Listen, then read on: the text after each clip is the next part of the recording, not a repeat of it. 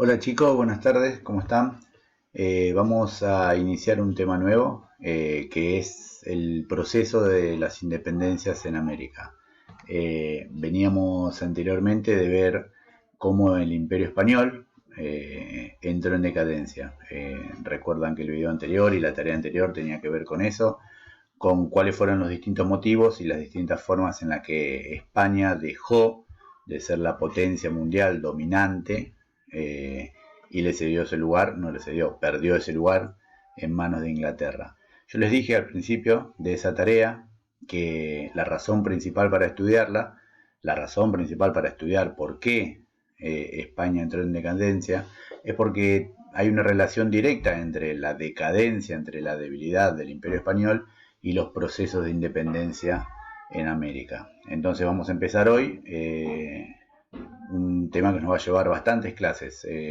Esperemos poder terminarlos cara a cara. Pero bueno, son varias clases las que tenemos que ver porque vamos a hacer como siempre. Primero una parte conceptual en la cual vamos a analizar cuáles son las características generales de las independencias en América y después vamos a meternos ya en los estudios de caso. Vamos a estudiar la independencia de Brasil y obviamente la independencia de el virreinato del Río de la Plata.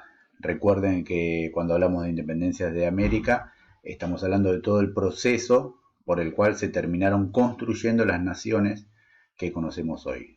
Argentina en 1810 no existía, es algo sobre lo que vamos a hablar mucho, sino que lo que existía eran un montón de provincias, Buenos Aires, Córdoba, Tucumán, Santiago, que pertenecían al virreinato del Río de la Plata.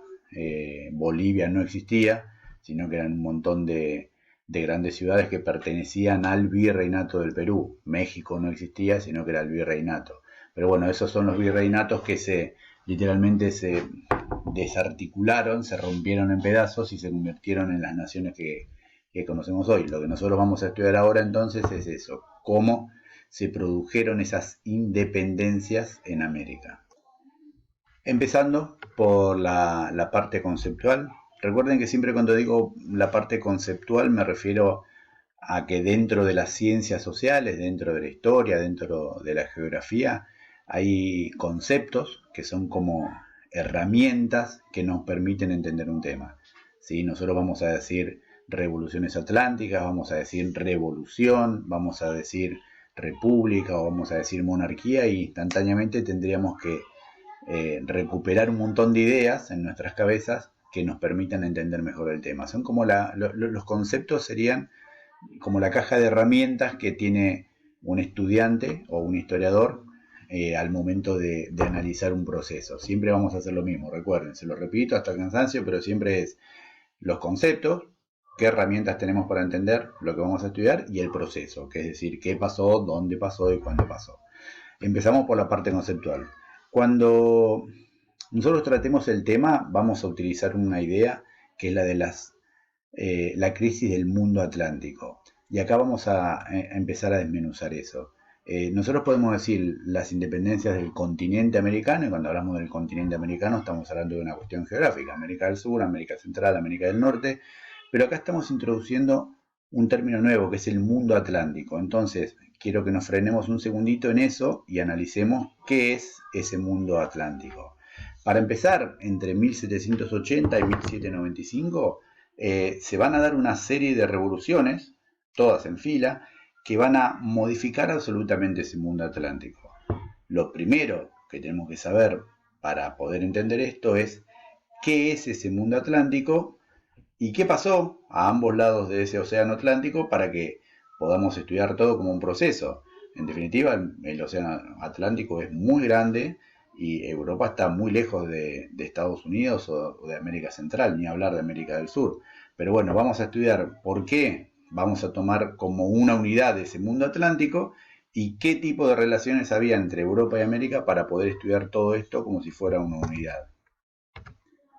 La idea, esta idea del mundo atlántico, esta idea del mundo atlántico surge de una escuela histórica.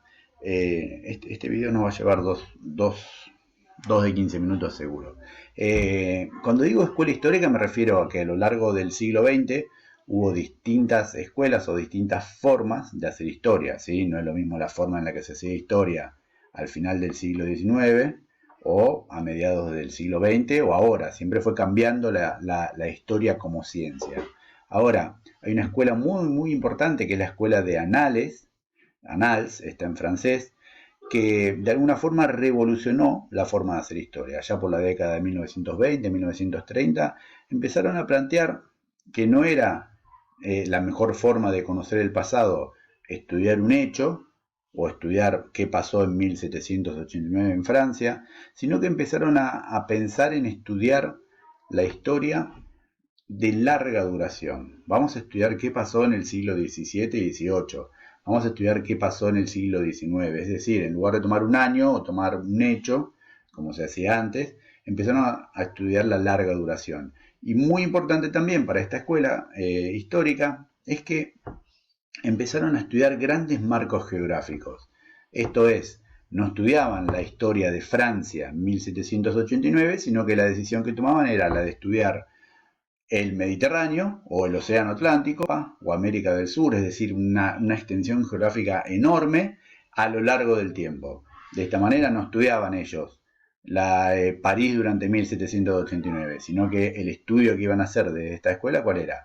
El mundo atlántico en el siglo XVIII y siglo XIX. Una de las obras conocidas, seguramente la más conocida, de esta escuela es El mundo mediterráneo de Braudel, que básicamente es un ejemplo de esto. Él tomó todo el mundo mediterráneo, ¿recuerdan del segundo año? Todo el mundo que dominó Roma en algún momento, lo que es el sur de Europa, el norte de África, la parte de Grecia, Turquía, y lo tomó a lo largo de 2 siglos. Esta es la forma que tenían de estudiar la historia.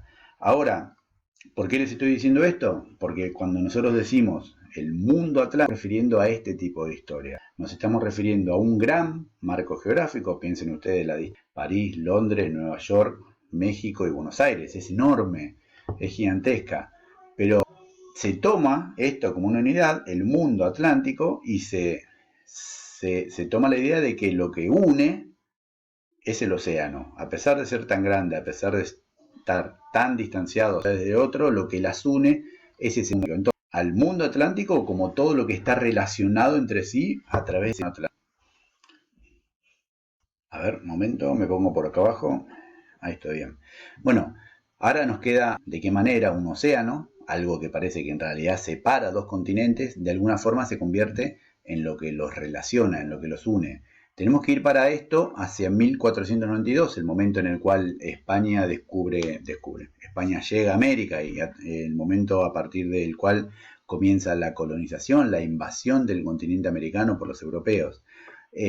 A partir de ese momento, ese viaje de Colón, que parecía en ese momento tan novedoso, tan misterioso, tan imposible de realizar, comenzó a hacer un viaje de todos los días. Empezó a haber toda una flota de galeones que iban y venían entre México, entre lo que hoy es México y entre Cádiz, y comerciaban todo el tiempo. Iban, venían. Se empezó a hacer común doblar el Cuerno de África por el sur, es decir, tomar ya toda la parte del Océano Índico, y la navegación se convirtió a partir de este momento en algo constante. Ya los continentes dejaron de estar separados y pasaron a estar súper comunicados entre ellos.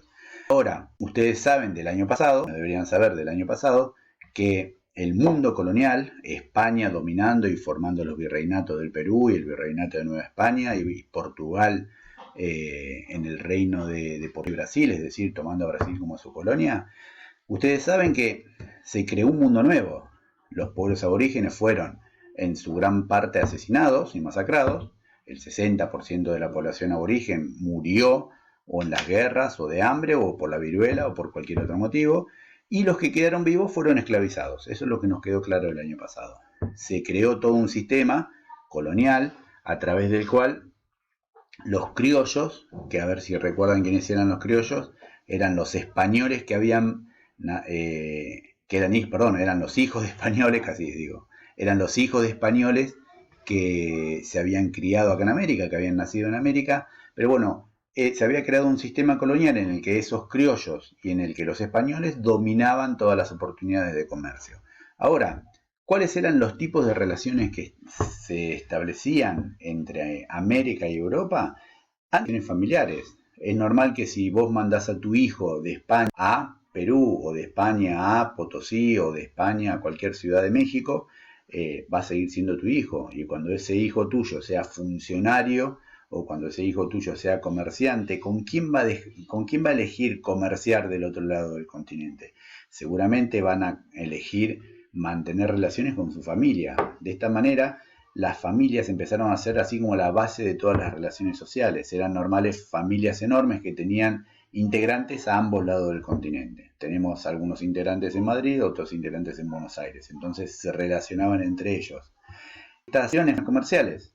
¿Con quién hacían negocios los que estaban en Buenos Aires? ¿Con quién hacían negocios los que estaban en Potosí, los que estaban en Tucumán? Obviamente iban a elegir a sus familiares, elegían a sus familiares o a los amigos de sus familiares, y de esta forma se empieza a construir a partir de la familia una serie de relaciones comerciales cada vez más fuertes. Es muy importante también el tema de las relaciones políticas, ¿sí? Los cargos van a estar ocupados por los europeos y el acceso a esos cargos era la única forma que uno tenía de a buenos negocios, es decir, estaba ligado. ¿Querés tener buenos negocios? ¿Querés tener un futuro próspero económicamente? Tenés que primero acceder a un cargo público. ¿Quiénes accedían a cargos públicos? Los hijos de europeos o los europeos. ¿Y cómo accedían a esos cargos públicos? A través de las relaciones comerciales y las relaciones familiares. Estos tres se podrían dibujar en un triángulo. Había ahí todo un entramado entre las relaciones comerciales, familiares y el acceso a los cargos políticos, que eran la única forma de ascender, en la sociedad. Ahora, ¿por qué decimos que se puede trabajar como una unidad? Imagínense, ustedes estaban en Potosí o ustedes estaban en Tucumán en el año 1750. ¿Cómo iban a acceder a un negocio? Iban a acceder a un negocio si tenían buenos contactos, y los contactos eran los familiares que estaban en Madrid, o los familiares que estaban en Sevilla, o los familiares que estaban en Cádiz, o los familiares que vos tenías en Buenos Aires. Es decir, que todo el tiempo, ahí estamos, pequeño desperfecto técnico, acá estoy. Les estaba diciendo, todo el tiempo se estaba basando el ascenso social del mundo colonial en estos tres factores: las relaciones familiares, las relaciones comerciales y las relaciones políticas. Entonces, vamos a trabajar con la idea de que tanto América como Europa, obviamente Europa Occidental, se pueden tomar como una unidad, y esa unidad la vamos a llamar el mundo atlántico. El otro, que era muy importante a la hora como una unidad del mundo atlántico, son las relaciones ideológicas. Ustedes recuerden, el año pasado, cuando hablamos de la revolución industrial, dijimos que siempre las revoluciones empiezan con ideas. Siempre antes de una revolución hay una idea que se instala como una semilla y que crece. El tema es que las ideas, obviamente, que crecían de un lado del océano, por ejemplo en Francia o por ejemplo en Inglaterra, obviamente viajaban con gente. Los que venían de Europa a América traían sus ideas. Los que estaban en América también construían sus ideas y modificaban las ideas que estaban en Europa. Quiero decir con esto que no había ideas americanas e ideas europeas, sino que había todo un conjunto de ideas,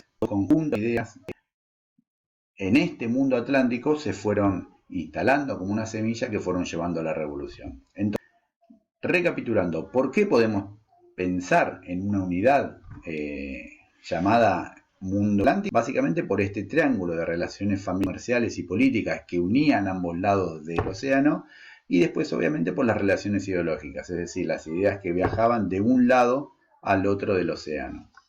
Les dejo acá, voy a ir con el tiempo, les dejo acá una lista con los revolucionarios de América, empezando por el 76 en la Revolución de Estados Unidos, hasta hablar de los procesos del sur de América, que fueron los de Perú y Argentina. Esto se los dejo simplemente para que lo lean. Entonces, las conclusiones son las que estábamos hablando hace un ratito, es decir, la idea de que las relaciones sociales, políticas, ideológicas a ambos lados del océano nos llevan a pensar en una unidad atlántico.